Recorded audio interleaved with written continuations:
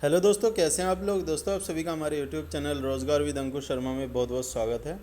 दोस्तों, आज की जो हमारी वीडियो है इसका टॉपिक होगा सॉकेट से रिलेटेड। आप लोगों ने देखा होगा कि हम लोग जो घरों में सॉकेट यूज़ करते हैं वो ज़्यादातर 5 एम्पियर का या फिर 16 एम्पियर का यूज़ करते हैं। ठीक है, जो हमारी घर की डोमेस्टिक वायरिंग होती है उसके अंदर हम लोग 5 एम्पियर का सॉकेट यूज़ करते हैं और 16 एम्पियर का सॉकेट यूज़ करते हैं।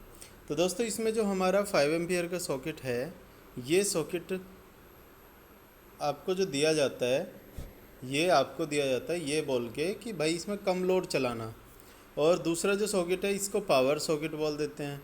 तो ये जो पावर वाला सॉकेट दिया जाता है इसमें बोलते हैं कि आप कुछ भी अपना घर का लोड इसमें कनेक्ट कर सकते हो।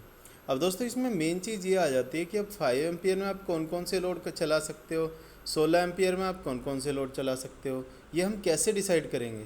ठीक है, तो ये डिसाइड करने के लिए आज हमारी ये वीडियो होगी। ठीक है, 5 एम्पियर के सॉकेट में जैसे कि आपके घर पे अगर फ्रिज है तो फ्रिज चला पाएंगे कि नहीं। आपके घर में अगर कुछ और लोड है, एसी है, चलो एसी का ही ले लेते हैं एग्जांपल, तो एसी आप चला पाएंगे कि नहीं चला पाएंगे। तो इस तरीके से हमें देखना होगा ये 1 बाय 1। ठीक है, तो वीडियो को स्टार्ट करते हैं दोस्तों। उससे पहले आपसे एक रिक्वेस्ट है कि अगर चैनल पे फर्स्ट टाइम आए हैं तो चैनल को सब्सक्राइब जरूर कर लीजिएगा। वीडियो पसंद आती है तो वीडियो को लाइक कर देना, अपने दोस्तों को शेयर कर देना। तो दोस्तों, वीडियो को स्टार्ट करते हैं। ये देखते हैं यहाँ पे हम। तो दोस्तों, सबसे पहले मैं आपको बताना चाहता हूँ पावर जो है हमारी, वो पावर का फॉर्मूला होता है power P = V × I × cos⁡। ठीक है जी, ये पावर जो है वो voltage multiplied by current multiplied by power factor, ये हमारा सिंगल फेज पावर का फॉर्मूला होता है। ठीक है, इसमें जो पावर फैक्टर है वो हमारा cos⁡ हो गया, cos⁡ = पावर फैक्टर।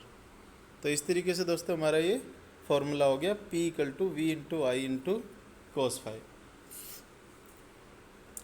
अब मान लीजिए कि हम कोई एक लोड उठा लेते हैं, जैसे कि हमने सबसे पहले मान लीजिए कि पावर है हमारी 250 वाट।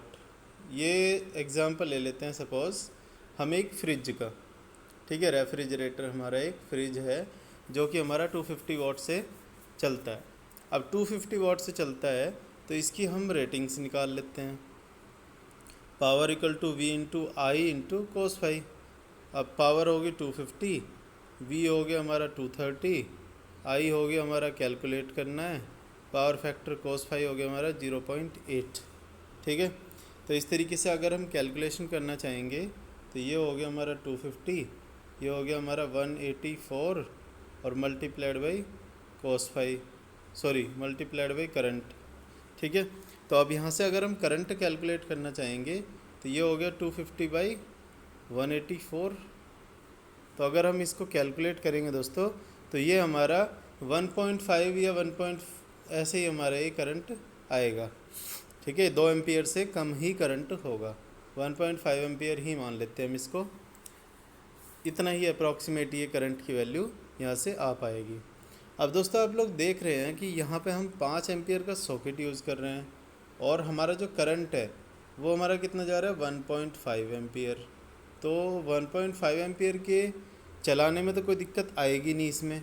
ठीक है, क्योंकि वो 5 एम्पियर तक के करंट को बियर कर सकता है, 5 एम्पियर के करंट तक का इंसुलेशन उसको दिया गया है। लेकिन इसका जो रेटिंग है वो तो खाली 1.5 एम्पियर है, तो इसका मतलब इसको चलाने में कोई भी प्रॉब्लम नहीं आएगी। समझ पा रहे हैं, अब इसको चलाने में कोई भी समस्या यहाँ पे नहीं आएगी। तो अब हमें आगे बढ़ना चाहिए, बाकी इक्विपमेंट्स की तरफ भी देखते हैं, क्योंकि ऐसा तो है नहीं सिर्फ फ्रिज ही चलाते हैं हम।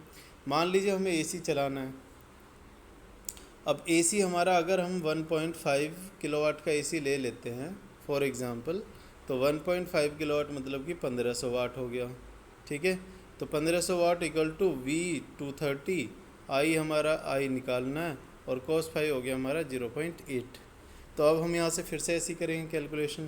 तो यहाँ से क्या हुई कैलकुलेशन, 1500 डिवाइडेड बाई 184 = आई।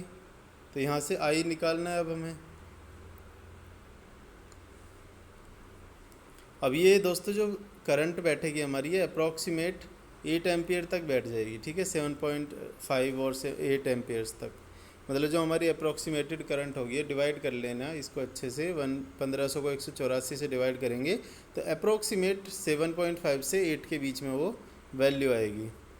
ठीक है, जब 8 के बीच में वैल्यू आएगी तो दोस्तों उस केस में हम ये समझ सकते हैं कि जो हमारा 5 एम्पियर का सॉकेट है, ठीक है, ये 5 एम्पियर का सॉकेट है हमारा, इसके लिए तो ये काम नहीं कर पाएगा, क्योंकि 5 एम्पियर से हमारी ज़्यादा तो करंट ही फ्लो कर रही है उसमें। और हो सकता, और एसी के अंदर एक प्रॉब्लम और होती है, वो सर्ज होता है। ठीक है, सर्ज करंट तो बहुत हाई होती है, सर्ज करंट आपकी 20 से 30 एम्पियर तक जा सकती है आराम से। ठीक है, तो अगर आपकी 30 एम्पियर तक का सर्ज करंट भी जा रहा है तो उस केस में ये भी बियर नहीं कर पाएगा। ठीक है, तो आपको क्या करना चाहिए, आपको यहाँ पे बड़ा सॉकेट लगाना चाहिए। बड़ा सॉकेट मतलब 16 एम्पियर या फिर इससे भी बेटर अगर मिल रहा है तो उसको लगा दो। ठीक है, जिससे कि आपकी वायरिंग में कोई भी प्रॉब्लम ना आए। क्लियर? तो ये आपको पॉइंट समझ में आ गया होगा।